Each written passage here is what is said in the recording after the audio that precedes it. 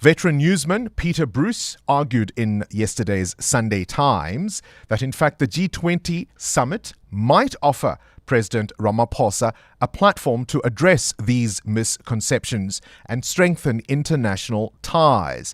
Peter Bruce joins us now on the line. I think there's there we go. Peter Bruce joins us now on the line. Peter, we are abusing you. There you are, happily in retirement, and we're waking you up. Thank you so much for your time. So, the US president projects himself as a deal maker. Do we have any negotiating position, and what might he want from us that would make him back off?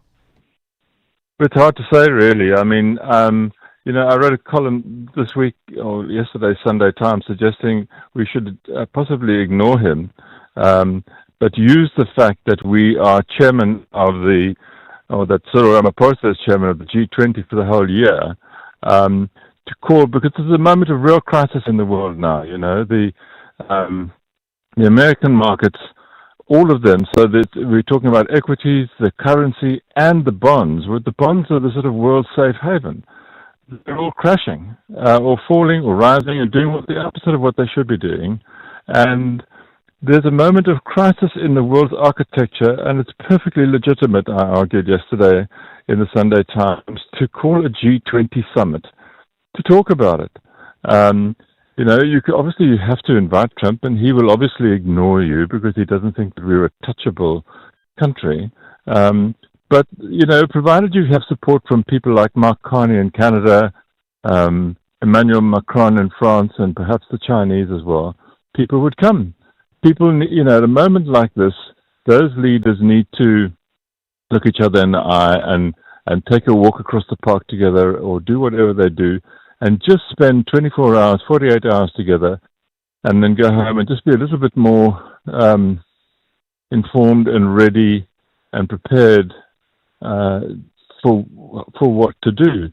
Trump is unpredictable. He doesn't even know what he's about to do, and anything could happen. And what he has started now, and very hard to pull it back, because he's sown distrust in the American system.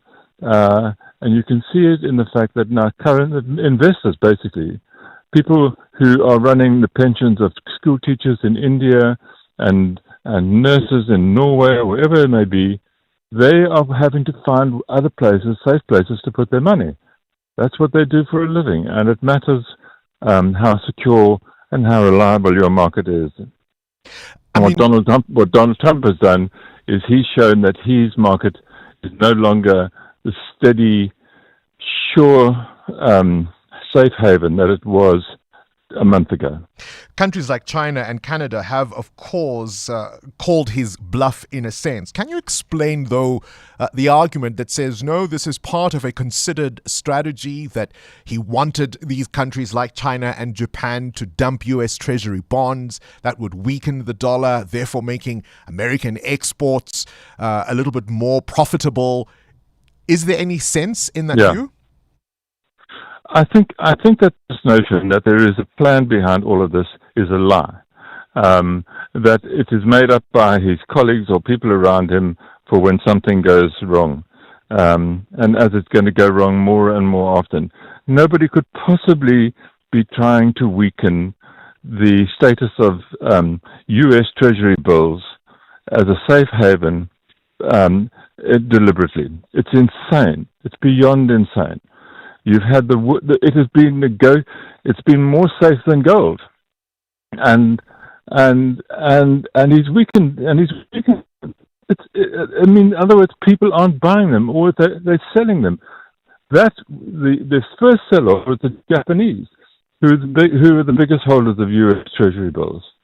And they're not selling them as part of a sort of conspiracy. Let's sell these things. Basically, people are trying to make very quick, mature, responsible decisions for the people whose money they're investing. And it's not theirs, it's somebody else's, and they've got to show a return. They've got to show safety. Peter, let's talk about our own problems. We're bringing these world leaders to a city where the lights, say even on the highways, are routinely out of order, not to mention all the other obvious signs of decay. And at this stage, we don't even know yet if we can keep this GNU coalition together. Yeah, well, I mean, look, the summit planned for November is planned for November. That's the regular G20 summit after every year's after every G. We will hand over, in fact, to the United States or later this year. What I was suggesting was an emergency summit, and far better to take these guys, men and women, to somewhere up.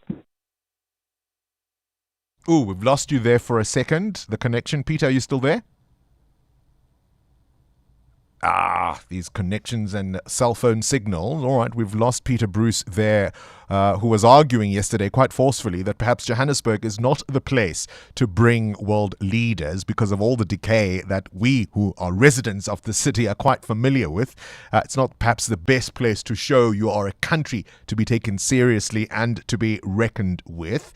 You may remember, of course, my conversation with Minister Park Stow last week, where I observed that even if we try to deal with Donald Trump's madness and seek alternate markets, that's at best a long-term strategy. How damaging is all of this going to be in the meantime to our automotive and agricultural sectors? And we're scoring some own goals at the same time, are we not? This GNU stalemate, how quickly will it be resolved? All of that remains to be seen.